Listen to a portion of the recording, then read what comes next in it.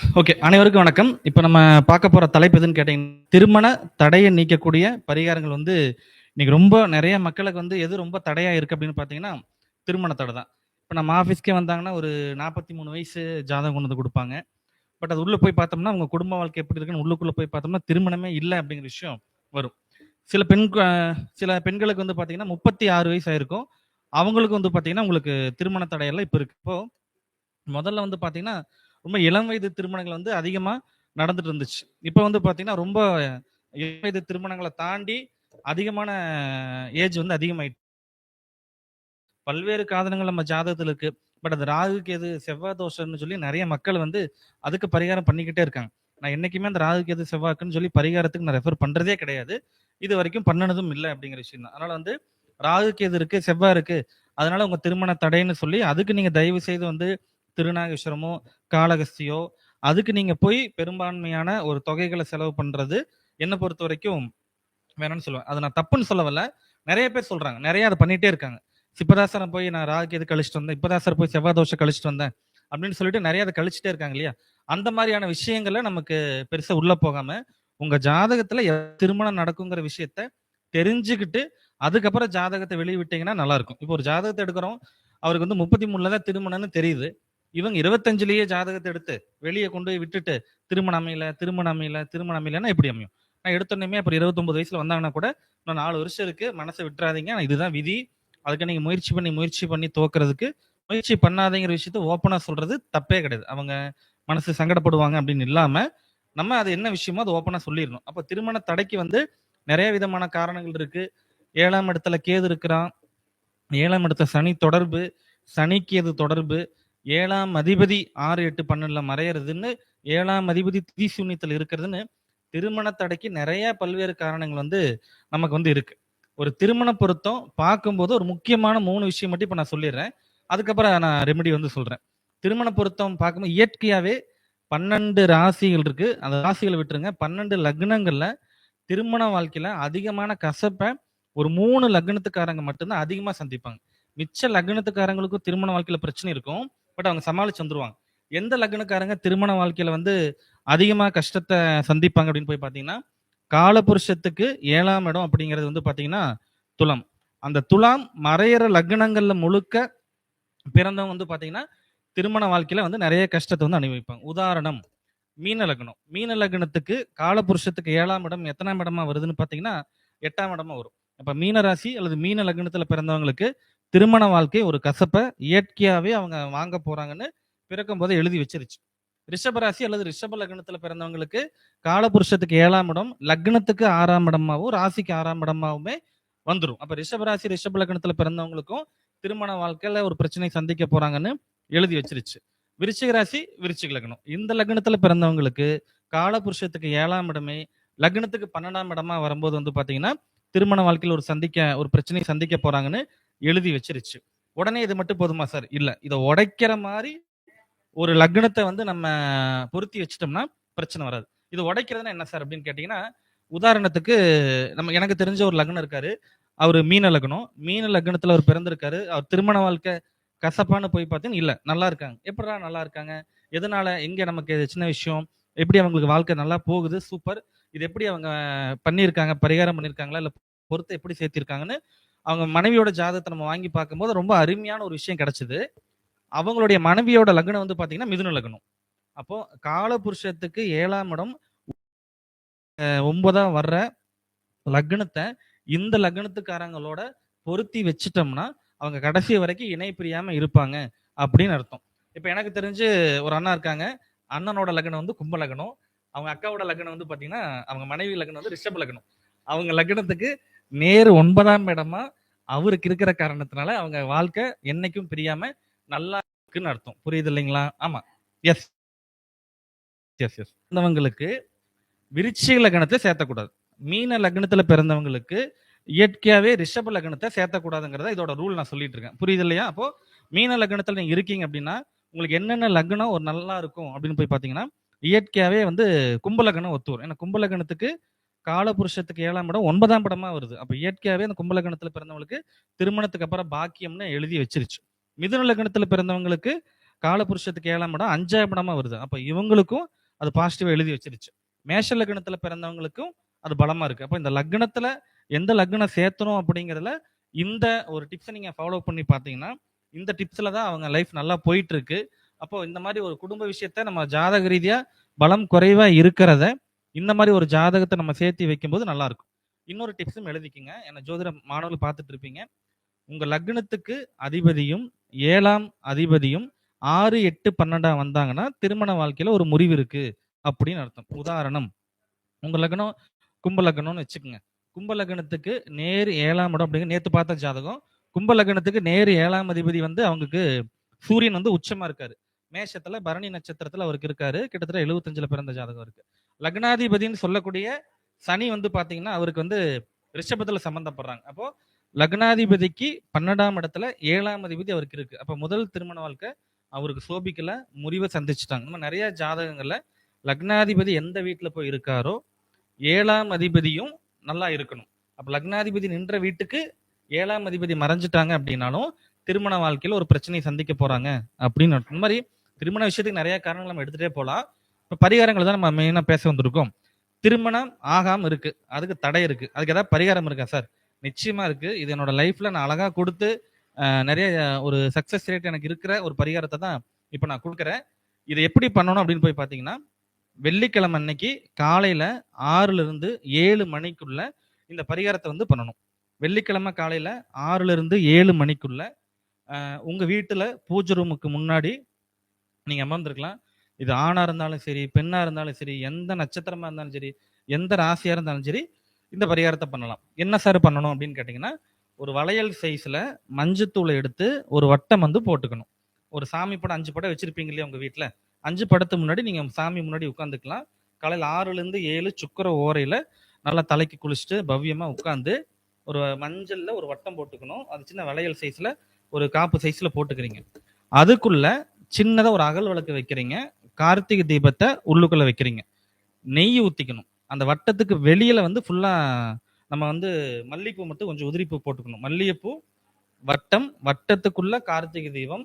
இதை என்ன சார் பண்ணணும்னு போய் கேட்டீங்கன்னா, 6ல இருந்து 7 மணிக்குள்ள அழகா அந்த தீபத்தை அந்த பையனோ அல்லது அந்த பொண்ணோ, திருமணம் ஆகாத பெண்ணோ அல்லது ஆணோ வந்து பத்த வச்சு முழு மனசோட சாமி கும்பிட்டு 7 வாரம் நான் போடுவேன். 7 வாரம் 7 வெள்ளிக்கிழமை நான் தீபம் போடுவேன். 7 வாரம் முடியறதுக்குள்ள எனக்கு திருமண தடை விலகணும் சாமி, எனக்கு பொண்ணு அமையணும், அவ்வளவுதான் அப்படின்னு முழு மனசோட வேண்டிக்கிட்டு குலதெய்வத்தை கும்பிட்டுட்டு 7 வாரம் 7 வெள்ளிக்கிழமை இந்த தீபத்தை நீங்க போடணும். இதனோட அனுபவத்துல 3வது வாரத்திலேயே மாப்பிள்ளைக்கோ பொண்ணுக்கோ அழகா வரன் வந்துருது.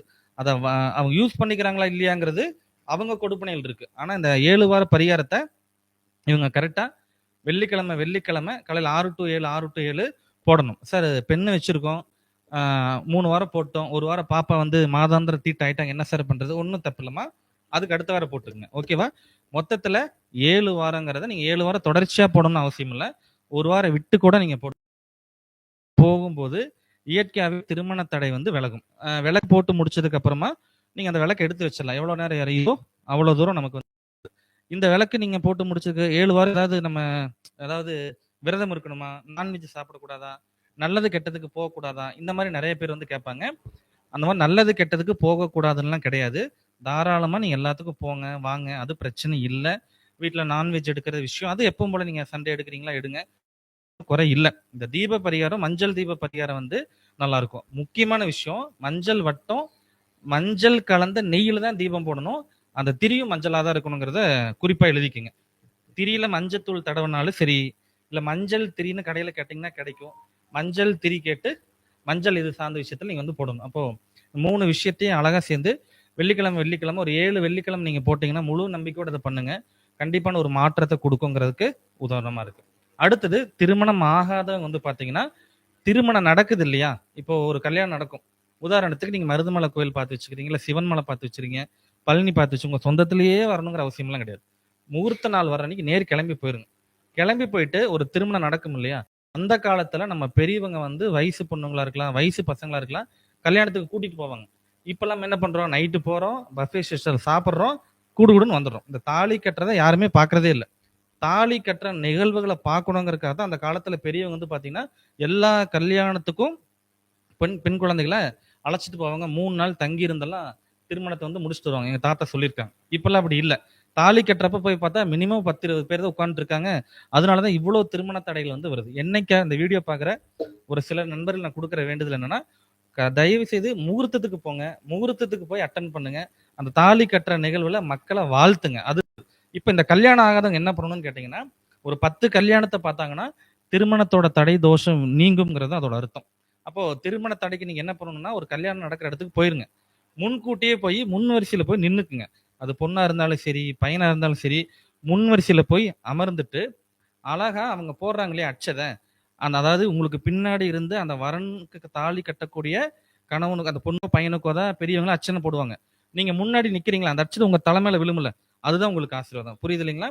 அப்ப அந்த முன்னாடி இருக்கிற ஒரு புதுமண தம்பதிகளுக்கு முன்னாடி நீங்க போய் நிக்கும் போதும், அந்த பிரபஞ்சம் உனக்கு அடுத்ததா உனக்கு நான் பண்ணி தரேன்ப்பான்னு ஆசீர்வதிக்கிறதா அர்த்தம். அப்ப இந்த மாதிரி நீங்க போய் நிக்கும் போது வெளியிருந்து எல்லாரும் போற அந்த அட்சதை உங்க தலைமையில விழுகும்போது உங்களுக்கும் அந்த தோஷம் நீங்குங்கிறது அர்த்தம். அப்போ இந்த பரிகாரத்தை நீங்க வந்து ஒரு முகூர்த்த நாளா வந்தாலும் சரி, மினிமம் ஒரு கோயிலுக்கு போய் ஒரு 10 கல்யாணத்தை இதே மாதிரி அட்டன் பண்ணிட்டு வந்துட்டீங்கனாலும் உங்களுக்கு திருமண தடை நீங்கும்ங்கிறதும் என்னோட அனுபவ ரீதியா நான் வாடிக்கையாளருக்கு சொல்லிட்டு இருக்கிற விஷயமா இருக்கு. அவங்க ஜாதகத்துல இன்னும் டீட்டெயிலா உள்ள போலாங்கிறது வேற. பட் பொதுவா எல்லாரும் நீங்க தெரிஞ்சுக்கணுங்கிறத இந்த பரிகாரத்தை சொல்லிட்டு இருக்கேன். இது 2வது பரிகாரம். 3வது பரிகாரம் ஒன்று சொல்றேன். இந்த பரிகாரம் என்ன சார் பண்ணணும் அப்படின்னு போய் கேட்டீங்கன்னா, வெள்ளிக்கிழமை அன்னைக்கு காலையில உங்களுடைய தாய் தந்தை, அதாவது யாருக்கு கல்யாணம் ஆகாம இருக்கோ அவங்களுடைய தாத்தா அல்லது பாட்டி இருந்தாங்கன்னா, தாத்தா பாட்டி இல்ல, பெரியப்பா பெரியம்மா, அதாவது நான் சொல்ற விஷயம் எப்படி இருக்குன்னா, தம்பதி சகிதமா வாழ்ந்துருக்கணும், அழகா குழந்தை பிறந்திருக்கணும். இந்த 2 திருமணம் எதுவும் இல்லாம இருந்தா ரொம்ப நல்லது. மொத்தத்துல நிறைவா வாழ்ந்த தம்பதிகளை வச்சுக்கணும். அவங்க தாத்தா பாட்டி தான் நிறைய வாழ்ந்திருப்பாங்க. தாத்தா பாட்டி இல்லைன்னா பெத்த தாய் தந்தை கூட இருக்கலாம். என்ன சார் பண்ணணும்? அப்பாவும் அம்மாவும் கிழக்க பார்த்து நிக்கணும். கீழே வந்து ஒரு வெள்ளி தட்டம் இருந்தா நல்லது, இல்ல செம்பு பார்த்த தட்டம் இருந்தா சரி. அந்த தட்டம் எவ்வளவு பெருசா இருந்தா நல்லது. அந்த தட்டத்துல தந்தை தாயே இருக்கட்டுமே, தந்தையோட வலதுகால் தாயோட வலதுகாலை வந்து வச்சுக்கணும். இந்த தம்பி இருக்கார் இல்லையா, தம்பி இருக்கலாம் அல்லது பொண்ணா இருக்கலாம், யாருக்கு திருமணம் நடக்கலையோ அவங்க பாத பூஜை பண்ணணும். எப்படி பண்ணணும்? ஃபர்ஸ்ட் இவங்க குளிக்க கூடாது.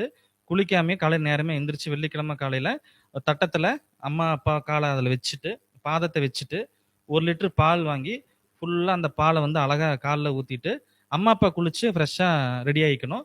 இவங்க மட்டும் அது குளிக்காம பண்ணி வச்சுட்டு காலை ஊத்திக்கிறீங்க. காலை ஊத்துனதுக்கு அப்புறமா அந்த பால் வந்து தேங்கி நிக்குது இல்லையா, தேங்கி நிக்கிறத எடுத்து தொட்டு கும்பிட்டுட்டு, அதை அப்படியே அந்த ஒரு பாத்திரத்துல மாத்திட்டு அழகா நேர் உள்ள போகணும். பாத்ரூம்குள்ள போயிட்டு அந்த பாலை அவங்க தலைக்கு ஊத்தி குளிக்கணும். அதான் தாய் தந்தையோட பாத பூஜை பண்ணுன அதை தீர்த்தமா எடுத்து, ஏன்னா அவங்ககிட்ட இருந்து தான் நம்ம வந்திருக்கோம்.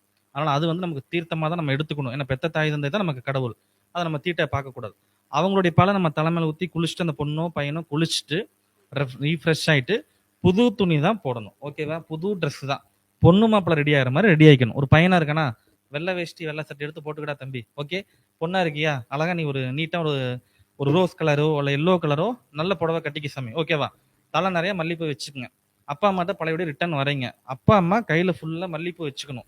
மல்லிப்பூ வச்சுக்கிட்டு இந்த குழந்தை வந்து ஆசீர்வாதம் வாங்கும் போது எண்ணி 90 நாளுக்குள்ள, எண்ணி 6 மாசத்துக்குள்ள உனக்கு நல்லது நடக்கட்டும் சாமின்னு மனசார அவங்க ஒரு அந்த மல்லிகைப்பூ போட்டு வாழ்த்துனாங்கன்னா, கண்டிப்பா பெத்த தாய் தந்தை ஒன்னா இருந்து இந்த பாத பூஜை பண்ணி வெள்ளிக்கிழமை அன்னைக்கு இந்த பரிகாரத்தை பண்ணுனாங்கன்னா, நிச்சயமா அவங்களுக்கு வந்து ஒரு திருமண தடை விலகி நல்ல இடத்துக்கு அவங்க ஒரு வரன் அமையுதுங்கிறதும் என்னோட அனுபவ ரீதியா விஷயம்.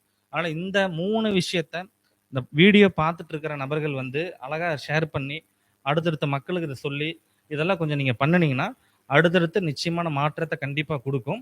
கல்யாண கோலத்தில் இருக்கிற முருகனை தொடர்ச்சியா நீங்க போய் வழிபடவும் நமக்கான திருமண தடை தோஷங்கள் வந்து விலகும் அப்படிங்கிற விஷயத்தையும் நான் சொல்லிக்க ஆசைப்படுறேன். எல்லாத்துக்கும் தெரிஞ்ச தாடி கொம்பு கோயில் எல்லாத்துக்குமே தெரியும். தாடி கொம்பு கல்யாண வரதராஜ பெருமாள் கோயில் இருக்கு. திண்டுக்கல்ல இருந்து கரூர் போற வழியில இருக்கு.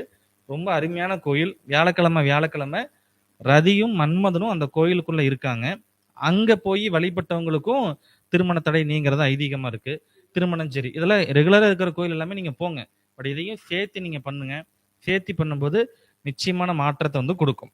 அடுத்தது திருமணம் ஆகாதவங்க பெண்கள் மட்டும் நான் சொல்ற பரிகாரத்தை பண்ணீங்க. ஆண்டாள் எங்க இருக்காங்களோ அங்க பார்த்து வச்சுக்கோங்க. ஆண்டாள் இருக்கிற கோவில் வந்து பார்த்து வச்சுக்கோங்க. இது பெண்களுக்கு மட்டும்தான். பெண்கள் மட்டும் ஆண்டாள் இருக்கிற கோவில் வந்து பார்த்து வச்சுக்கிட்டு, ஆண்டாளுக்கு ஒரு வெள்ளிக்கிழமையும் பூர நட்சத்திரமும் வர்ற நாள்ல பண்ணணும். இல்லாட்டி கிடைக்கலன்னா வெள்ளிக்கிழமையோட பண்ணுங்க. ஒண்ணும் தப்பு கிடையாது. மாலை ஒண்ணு வாங்கிட்டு போயிட்டு, நல்ல கணவரா, நல்ல ஒழுக்கமுள்ள கணவரா, நல்ல ஒரு கணவரா எனக்கு அமையணும்னு வேண்டிக்கிட்டு, அந்த பொண்ணு போய் மனசார வேண்டிக்கிட்டு, ஆண்டாளுக்கு மாலை போட்டு வேண்டிட்டு வந்துட்டாங்கன்னா, நல்ல கணவர் அவங்களுக்கு அமையறாங்க அப்படின்னு அர்த்தம். இத பண்ணாங்கன்னா நல்ல மாற்றத்தை நிச்சயமா கொடுக்கும். பெண்களுக்கு மட்டும் சொல்லிட்டீங்க, ஆண்களுக்கு இல்லையான்னு கேட்கக்கூடாது இல்லையா? ஆண்களுக்கு ஒரு நட்சத்திரம் வந்து இருக்கு. அது என்ன நட்சத்திரம்னு கேட்டீங்கன்னா, சுவாதி நட்சத்திரம். நரசிம்மர், லட்சுமி நரசிம்ம பெருமாள். பேரிலேயே லட்சுமி வச்சிருக்காரு இல்லையா? அப்ப லட்சுமி நரசிம்ம பெருமாள். ஏன் லட்சுமி நரசிம்ம பெருமாள்? ஏன்? மேஷத்துக்கு நேர் 7ஆம் இடம் வந்து துலாம். துலாத்துக்குள்ள முழு நட்சத்திரம் சுவாதி. சுவாதியில பிறந்தது நரசிம்மர். அப்போ நாமக்கல் இருக்கக்கூடிய லட்சுமி நரசிம்மர் கோவிலுக்கு கல்யாணம் ஆகாத ஆண்கள் போயிட்டு ஃபர்ஸ்ட் போயிட்டு ஆஞ்சநேயருக்கு வெத்தலை மாலை போட்டு, ஆஞ்சநேயா ராமருக்காக தூது போயிருக்க, எனக்காக போய் சாமி ஒரு பொண்ணை பார்த்து கொடு, பொண்ணு வீட்டுல பிடிக்கணும், என் முகத்தை பிடிக்கணும், என் ஜாதகம் செட் ஆகணும், எப்ப பார்த்தாலும் கழிச்சு விடுறாங்க, என்ன வேணா நீங்க உங்களுக்கு பிடிச்ச மாதிரி வேண்டிக்கங்க. ஆஞ்சநேயருக்கு நீங்க போயிட்டு அழகா வெத்தலை மாலை கொடுத்துட்டு, எனக்காக பொண்ணு வீட்டுக்கு நீங்க போகணும்னு தூது போக சொல்லுங்க. அப்பதான் நடக்கும். அதுக்கப்புறமா நீங்க போயிட்டு தாயாருக்கு தாமரைப்பூ வாங்கிட்டு போயிட்டு அங்க இருக்கிற நரசிம்மரை வழிபட்டுட்டு வந்து பாருங்க. நிச்சயமா மாற்றத்தை கொடுக்கும். இது எப்ப போகணும்னா, சுவாதி நட்சத்திரம் வர எந்த நாள்ல வேணாலும் போகலாம். சுவாதி நட்சத்திரம் சனிக்கிழமை வந்தாலும் சரி, சுவாதி நட்சத்திரம் வந்து திங்கட்கிழமை வந்தாலும் சரி, அது பிரச்சனை இல்லை. இந்த நட்சத்திரம் வர்ற அன்னைக்கு ஆண் பசங்க மட்டும் அங்க போயிட்டு வந்து பாருங்க. நிச்சயமா திருமண தடைகள் வந்து விலகும். இப்போ நான் சொன்ன விஷயத்தெல்லாம் கரெக்டா ஃபாலோ பண்ணுங்க தங்கங்களா. அடுத்த முறை பார்க்கும்போது ஜோடியா அந்த வீடியோலாம் பார்க்கணும்னு, அடுத்த மாச கருத்தரங்கத்துக்குள்ள உங்களுக்கு அது ஒரு நிச்சயதார்த்தம் ஆகணும்னு நான் வேண்டிக்கிறேன். ஓகேவா? மீண்டும் இதே போல் அடுத்த ஒரு நிகழ்வில் நான் சந்திக்கிறேன். 9787779954 இது நம்பரு. வாட்ஸ்அப்புக்கு மட்டும் மெசேஜ் பண்ணுங்க. கால் பண்ண எடுக்க முடியாத சூழ்நிலை வரும். அதனால வாட்ஸ்அப்புக்கு மெசேஜ் பண்ணுங்க. அதுவும் கொஞ்சம் பார்க்க சிரமமாகும். முடிஞ்ச வரைக்கும் நான் பார்த்து உங்களுக்கு நான் ரிப்ளை கொடுக்குறேன். நன்றி, வணக்கம். நான் உங்கள் குமார். ஓகே.